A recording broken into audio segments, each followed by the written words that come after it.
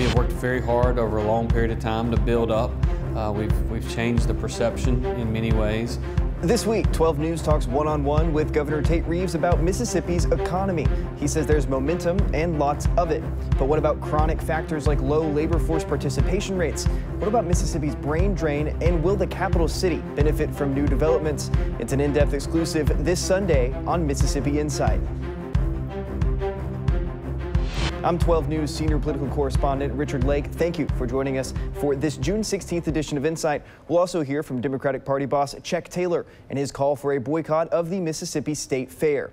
First, Governor Tate Reeves is in the early months of his second term, already with some big economic news in pocket. The Rankin County Republican insists that the nation's poorest state is poised to make huge gains in the years ahead. But the governor acknowledges there's a lot more work to be done before all Mississippians in all areas of the state can take stock of true prosperity. I sat down with the governor Wednesday for a lengthy discussion about what he calls Mississippi's momentum and his priorities for further development in the Magnolia State. Talk to me about the impact of landing that Marshall County project and getting another record-breaking investment from Amazon. Well, obviously, we've had a pretty good run in economic development over the last really 5 years, but certainly in the last 2. We announced the largest economic development project in state history when we announced the aluminum mill in rural Lowndes County. That was in late 2022. That was a $2.5 billion project, 1,000 new jobs at approximately $100,000 a year salary. The theme that you'll notice in everything I talk about today is it's about driving wages up for everyday Mississippians. And so we're bringing in not only huge significant capital investments, but jobs that pay more than the county average, jobs that pay more than the state average. So once we were successful at landing the aluminum mill, and they're rocking and rolling up there in Columbus right now, and literally have about 1,000 employees, I believe, on site doing construction work right now. We then went to work on other projects around the state, and obviously we had landed the project up in Marshall County, another $2 billion project. It's going to be the largest project in state history based upon the amount of payroll they have, because they're going to have 2,000 jobs making somewhere in the neighborhood of $65,000 to $70,000 a year, so about $130 million payroll, the largest in state history. And then, of course, the massive investment here in central Mississippi, which is Amazon Web Services. They're going to build 2 data center complexes. They've publicly committed to $10 billion in CapEx. I think it's going to be a lot more than that, and they've hinted towards that over the last several months. But they also committed to 1,000 jobs, and I think when all is said and done, those 1,000 jobs will be more than that. But even if they're not, they're going to be averaging somewhere in the neighborhood of $70,000 to $80,000 a year. Again, very good wages in Mississippi, certainly 30% to 40% higher than the average wage in our state. And these are huge projects. And the other thing that I would just mention about AWS is it is such a large capital investment, and it's going to be such a large consumer of energy that Entergy Mississippi is going to build new generation capacity, and that new generation capacity, they're going to spend $2 to $3 billion, maybe as much as 3 or more.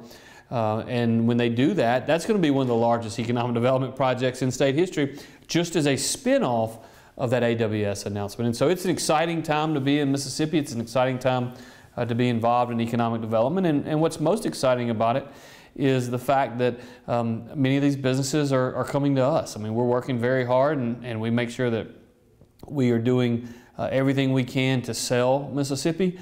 But right now, there's a different vibe out there. There's a different vibe across the country and across the world.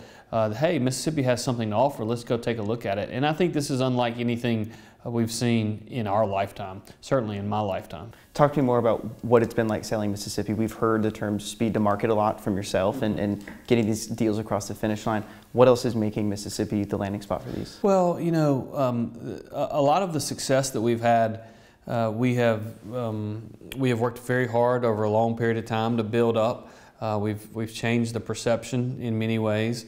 In the old days, companies would come to Mississippi and locate, And they were coming because we had a lot of people with a strong back and a pretty good work ethic. And now it's not just that strong back, it's the capabilities of their mind that people are interested in. We've had a huge progress in terms of our educational system. That starts at pre-kindergarten and goes all the way through lifelong learning. I know you want to talk about that later, and I want to talk about it as well. But nowadays, these companies are coming here, and they know we have a workforce that is prepared to do their job. They know that we have a work ethic in Mississippi that is second to none. And they realize that we now have readily available sites because we've started investing in site development 3 or 4 years ago. We've invested almost a couple $100 million in site development. And so now we have, when you think about what these companies are looking for, they're definitely looking for a workforce. They want to make sure that we have people in Mississippi that can actually do the job. They're also looking at speed to market, and the fact that we developed a plan 4 years ago, worked with our friends in the legislature to get that plan funded. Our goal has always been to have 30 readily available sites situated in every region of our state so that every single company that comes here has an opportunity to invest, and they can get their product, whatever it is, to market as quickly as possible. And what we have found is every time we get a win, and we're getting a lot of them, but every time we get a win and one of those sites comes off that list of 30, we want to have at least up to 10 backup sites so we can get back to 30 readily available sites at all times. So every time someone comes in looking to do an investment, they have a wide array of options to look at. Back to Amazon for a little bit. They have pledged to make sizable investments in the community. It's been one of the constant messages that we've heard from them. What will the metro look like in 5 to 10 years because of those investments? Could we see a bigger population? Could we see more retail, more housing? How will that transform the metro? Well, yes, yes, and yes. We think that it's incredibly important that all of those things occur.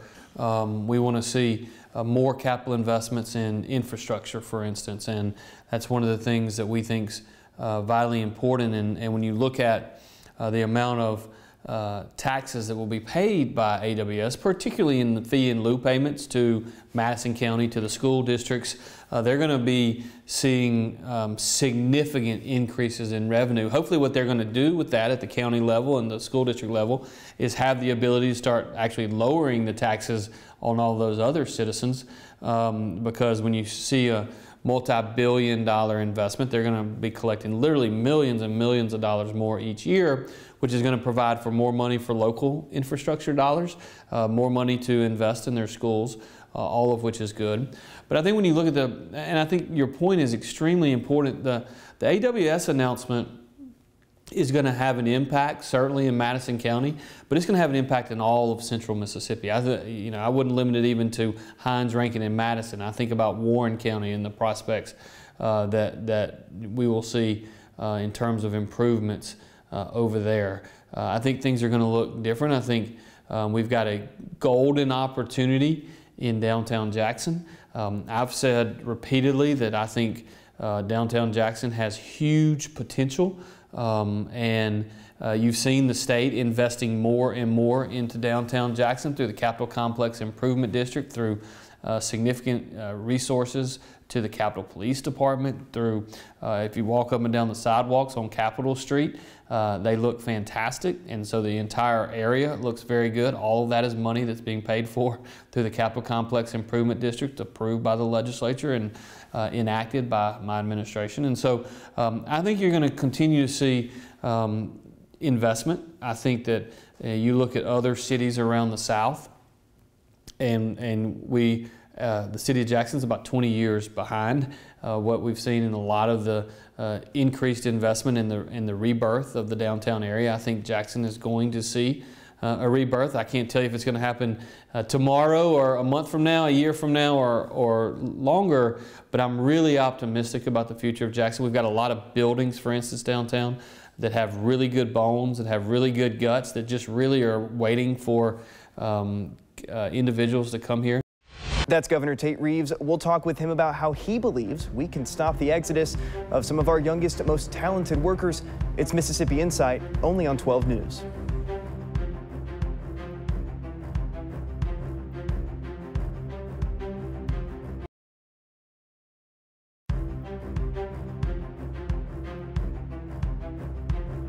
We've recently seen an increase in the number of millennial and Gen Z individuals leaving the state, especially those with college degrees. Can you talk to me about your approach to addressing brain drain, a term that we're all familiar with now, and how is the economy of the state playing a role in that, as well as us lacking, a major metropolitan driver? Downtown Jackson is something that we need to see a rebirth. I will tell you, and here's the reality.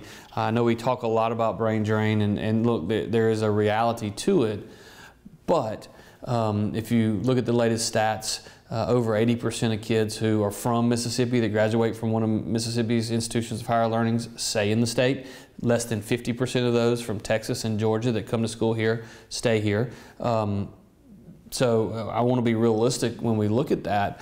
But all that to say, we still need to see a major metropolitan area that can attract talent. We need exciting companies like an AWS, which obviously is one of the 5 largest companies in the United States of America. It's the types of work that they're doing, the computing, the cloud networking, the technology space is exciting to young people, and so I think that's going to help attract and retain some of those college graduates, and I think some of the community development things that we're doing to make all of our state, but certainly the capital city, more livable, more walkable, more enjoyable, more safe. Because I will tell you, when it comes to Jackson particularly, safety is the #1 issue that had to be addressed. And that's why we've invested heavily in Capitol Police.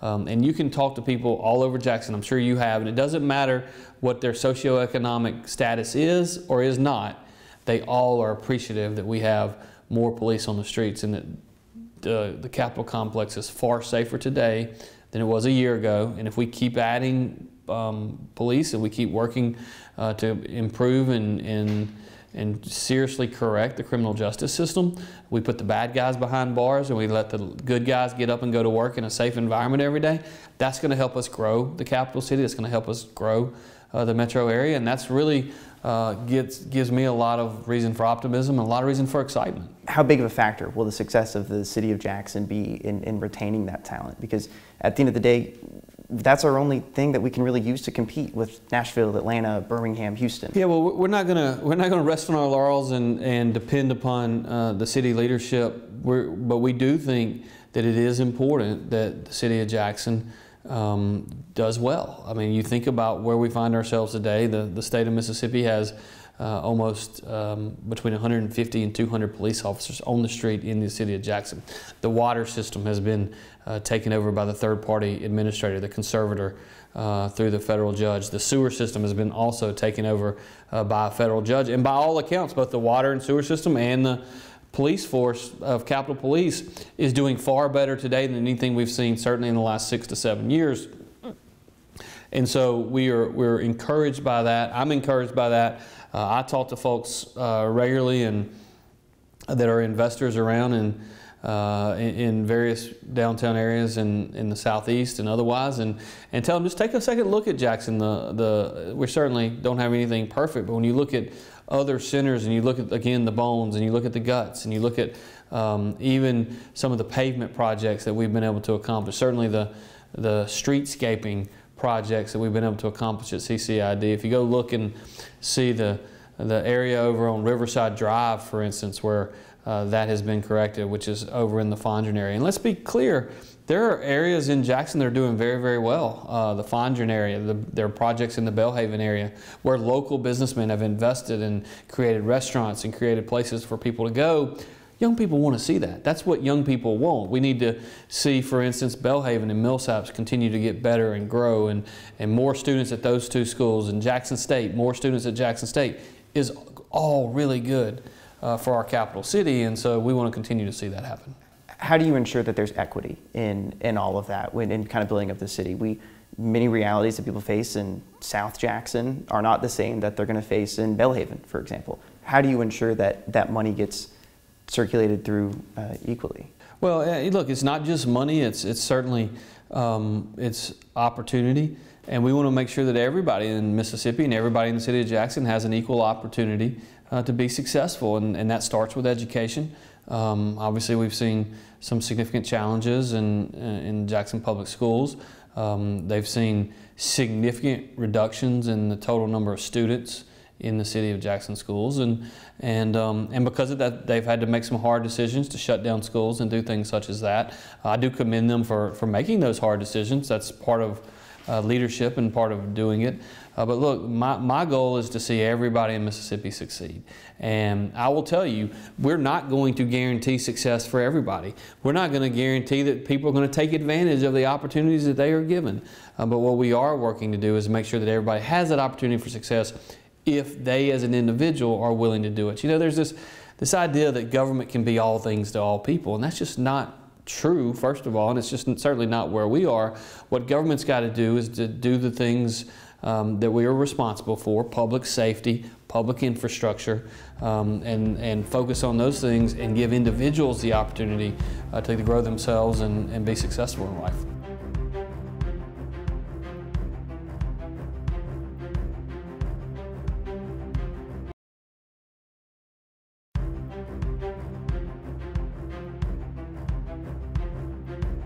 Welcome back. It's no secret that Agriculture Commissioner Andy Gipson is a big fan of Donald Trump.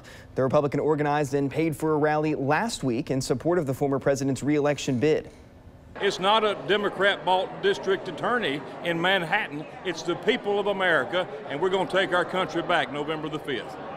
Now, the Mississippi Democratic Party is calling for a boycott of one of Gipson's favorite public events, the Mississippi State Fair.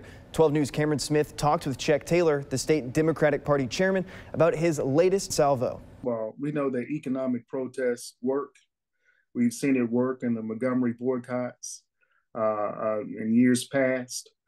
We know that the best way to send a message to correct and change behavior of public officials is to make sure that there's an economic boycott attack. That's why the Democratic Party is calling for that.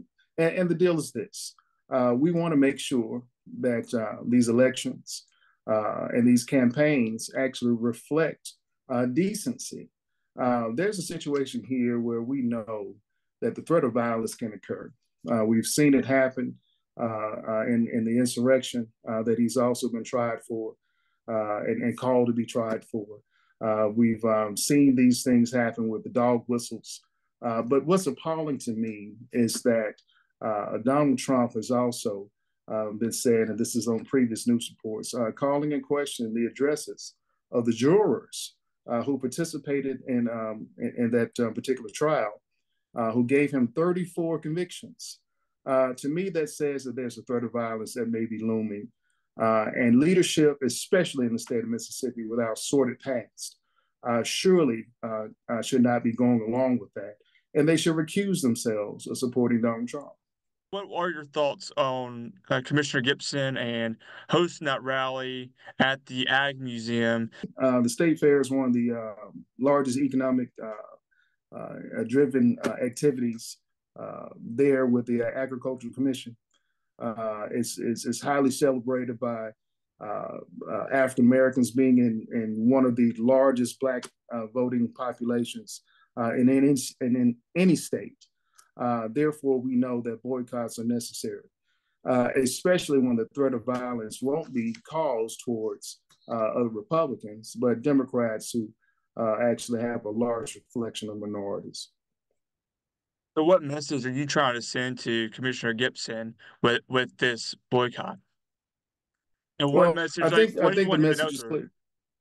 Well, that first of all, that there should not be any tolerance for supporting felons. And the question is whether or not he can even run in the state of Mississippi with these 34 felons. As you know, that felons aren't allowed to vote. Unless you're serious about changing the voting laws here in the state of Mississippi, allowing felons to vote, which would give thousands of Mississippians the option to use their voice at the ballot box, why make this exception here for Donald Trump? I know that he hosted this event at the Ag Museum, and I know that he, as a commissioner, puts on the state fair. Mm-hmm. Is this just something that try to get back at him? It's simple for me. These actions reflect a blatant disregard for the rule of law and the principles of justice that our country was founded upon. The Mississippi Democratic Party believes that this rally just shows the support for the support of Donald Trump to be a dangerous endorsement of criminal behavior, and that's why we're calling for this boycott. Commissioner Gibson had this to say about the boycott threat. Quote, "The Mississippi Democratic Party's statement and boycott of our state fair is about as ridiculous as the charges brought against Donald Trump in New York City," unquote. We're back in a moment.